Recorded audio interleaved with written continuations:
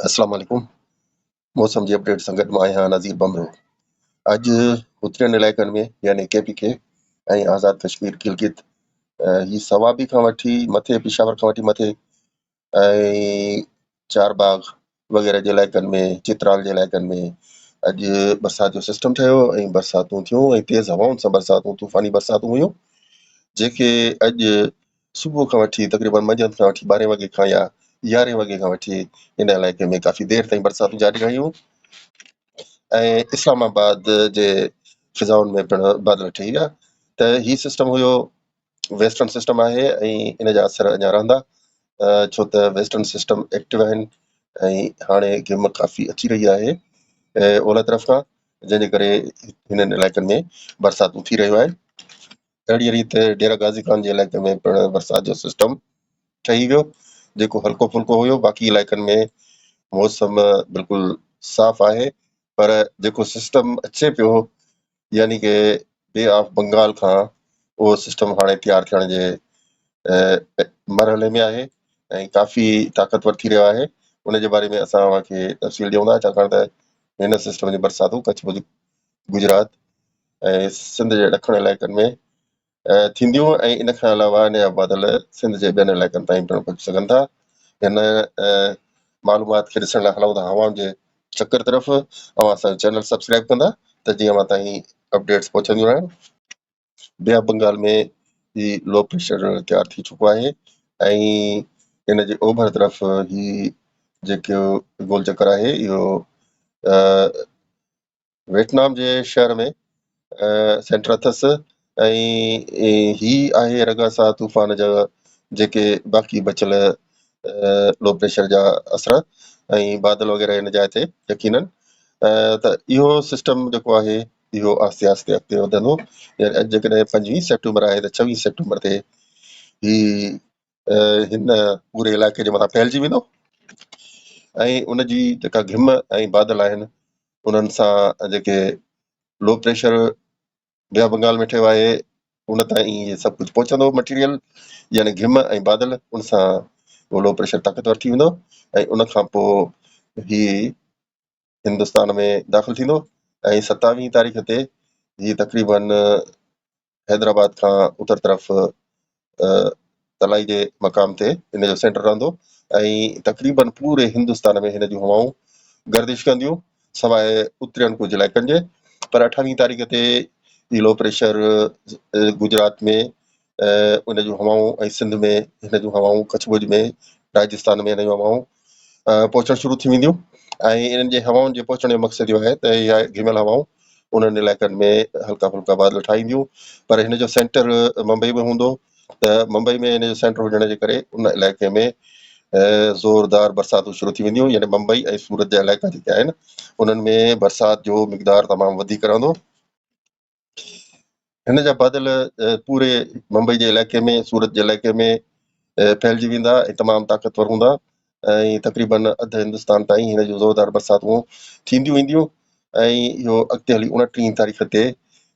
अञा वधीक ताक़तवर थी समुंड में लहंदो ऐं उन खां पोइ हिन जी जेके बरसातूं आहिनि उहे कच्छ, भुज ऐं गुजरात जे इलाइक़नि में शुरू थी वेंदियूं ऐं उन सां गॾु नंगर पारकर वारनि इलाइक़नि में पिणु हिन जूं बरसातूं जारी थी वेंदियूं, छाकाणि त ही सिस्टम 29 तारीख़ ते सिंध में वधीक वेझे पासे में अची वेंदो, यानी ॾखिण सिंध जे इलाइक़े जे पासे में अची वेंदो। इन अॻकथीअ खे वधीक बहितर तरीक़े सां सम्झण लाइ ही मॉडल चार्ट आहे जेको ECMWF वारनि जो आहे ऐं हिन जे मुताबिक़ ॾखिण सिंध में डीपलो, नंगर पारकर ऐं बदीन ऐं इन खां अलावा जाती जा इलाइक़ा, इन्हनि इलाइक़नि में 80 मिलीमीटर ताईं बरसाति जो इम्कान मौजूदु आहे ऐं उन खां पोइ मथे मीरपुर ख़ासि ताईं उमरकोट ऐं हैदराबाद ऐं ठट्टो इन्हनि इलाइक़नि में 20 मिलीमीटरनि ताईं बरसाति शो करे थो। पर कच्छ भुज में बरसाति जो मिक़दार तमामु वधीक ॿुधाए थो, जेको 565 मिलीमीटर ताईं बरसाति जो मिक़दार ॿुधायो पियो वञे ऐं इन खां अलावा राजस्थान में पिणु हिन सिस्टम जी बरसातूं थींदियूं। राजस्थान में 40 खां 50 मिलीमीटर ताईं राजस्थान जे ॾखण वारनि इलाइक़नि में बरसाति जो इम्कान आहे, जॾहिं त बाड़मेर जे इलाइक़नि में 20 मिलीमीटर ताईं बरसाति थी सघे थी। ही जेको नओं तूफ़ान ठहियो आहे ही पहिरें गुज़िरियल तूफ़ान रगासा खां बाद में ठहियो आहे ऐं हीउ बि फिलिपाइन जी तरफ़ अचे पियो ऐं फिलिपाइन में लैंडफॉल करे रहियो आहे ऐं फिलिपाइन में हिन तूफ़ान जे करे बि काफ़ी ज़्यादा बरसातूं थींदियूं ऐं तेज़ हवाऊं ऐं तूफ़ानी हवाऊं हूंदियूं ऐं फिलिपाइन जे मुल्क में 1-2 ॾींहंनि जे अंदरि ही ॿियो तूफ़ान आहे जेको अची रहियो आहे। गुज़िरियल तूफ़ान तमामु घणो ताक़तवर हो, कैटेगरी 5 जो तूफ़ान हो जंहिंजो नालो रगासा आहे।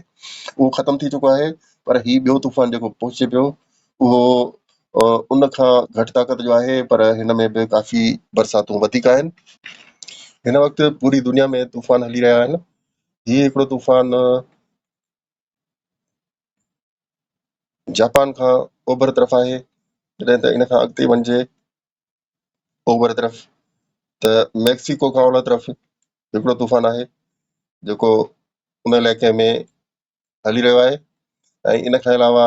जेकॾहिं अञा वधीक अमेरिका क्रॉस करे ओभर तरफ़ वञिजे त उन इलाइक़े में हिकु ई वक़्तु हिकु ई इलाइक़े में 2 तूफ़ान हलनि था पिया, जॾहिं त इन खां पोइ जेके यूरोप जा इलाइक़ा आहिनि उन्हनि तरफ़ वञिजे, अफ्रीका जे इलाइक़नि तरफ़ त उन्हनि तरफ़ बि हिकिड़ो तूफ़ान मौजूदु आहे। तूफ़ाननि जो तइदाद तमामु घणो आहे। ही गर्मीअ जी मौसम आहे जेका हिन वक़्तु अफ्रीका जे इलाइक़नि में गर्मी वधंदी पई वञे ऐं उन्हनि समुंडनि में यानी कि विच वारा ख़ते सवाई समुंड जेके आहिनि उन्हनि में गर्मीअ जे वधण सबबि तूफ़ाननि जी पैदावार में इज़ाफ़ो थी चुको आहे। ईंदड़ लो प्रेशर जे बारे में अव्हांखे ॿुधाईंदा हलूं त सूरत ऐं मुंबई जे इलाइक़नि में ऐं गुजरात जे इलाइक़नि में ज़ोरदार बरसातूं थींदियूं। उन खां पोइ हीउ सिस्टम ओलह तरफ़ वधंदो ऐं ओलह तरफ़ वेंदे वेंदे